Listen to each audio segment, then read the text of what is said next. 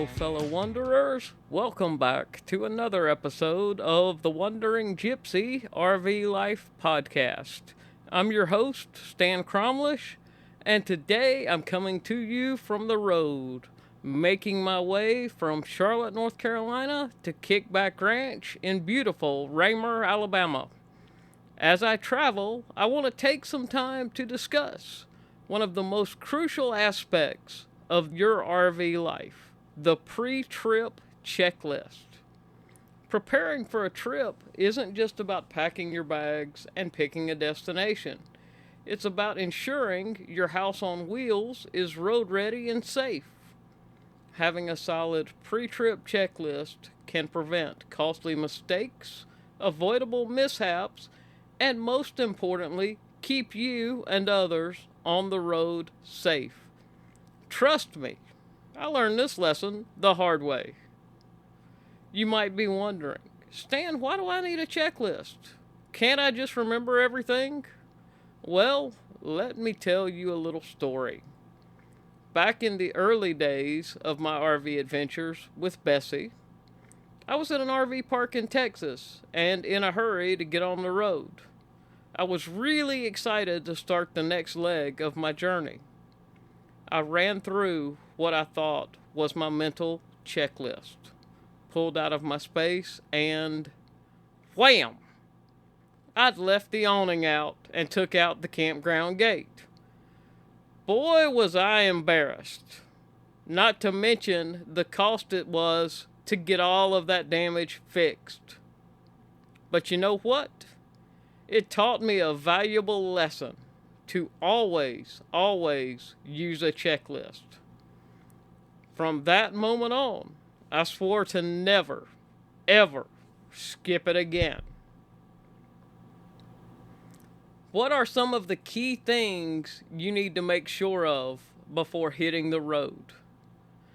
In Birdie Bee, I have a Dish Traveler satellite on the roof, and I make sure the night before I'm going to travel, if I had deployed it at that campsite, to stow it the night before.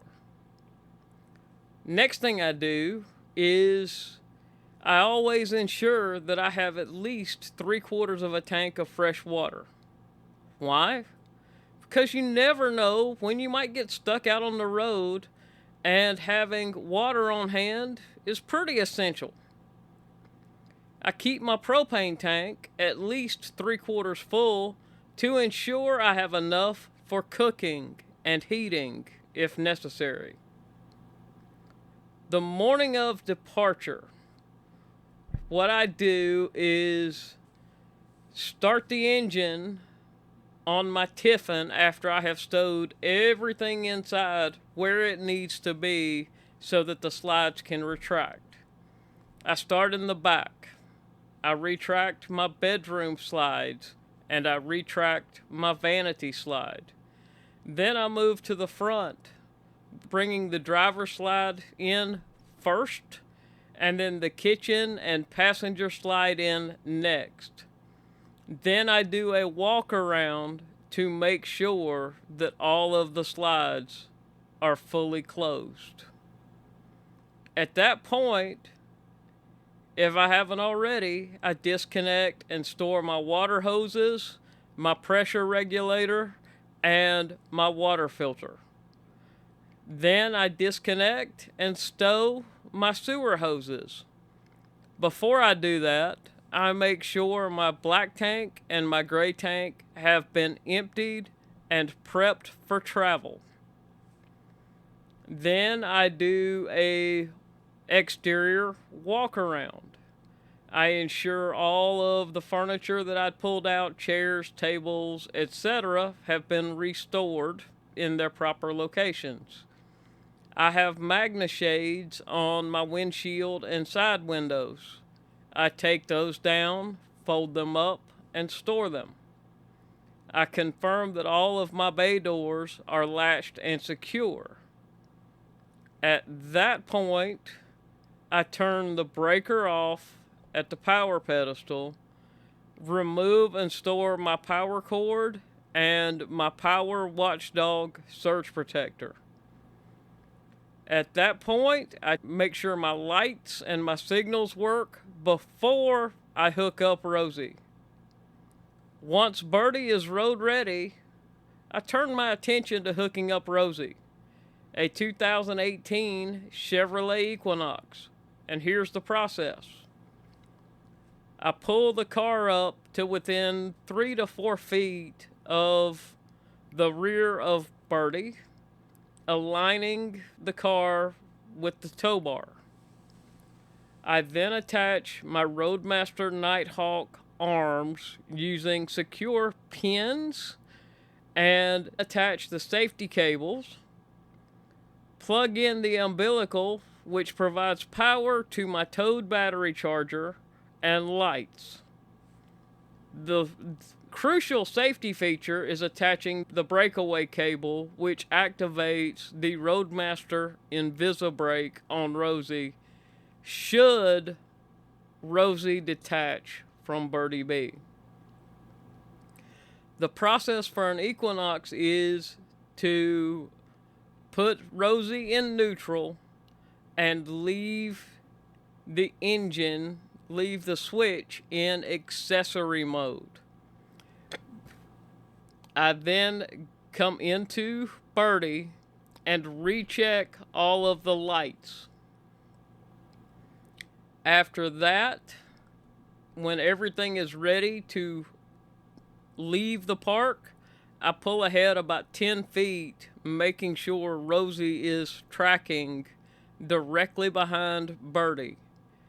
If she's not, I go back, I look, I inspect, make sure my tow bar connections are good, make sure they are in the locked position.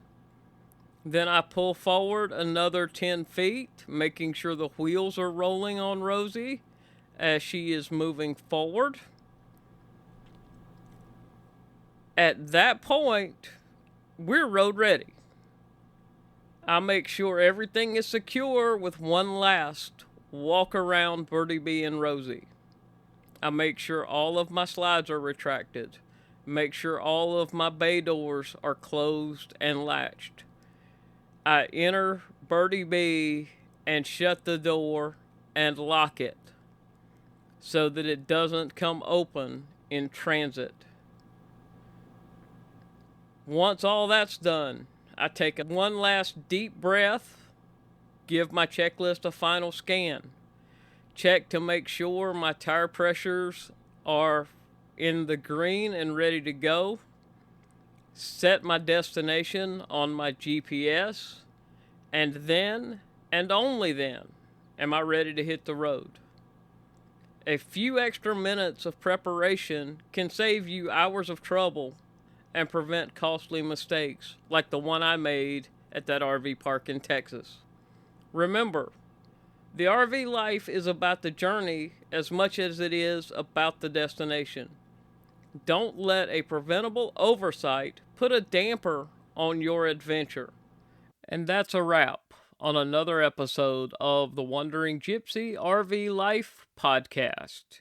If you've ever felt the call of the open road, maybe it's time to answer.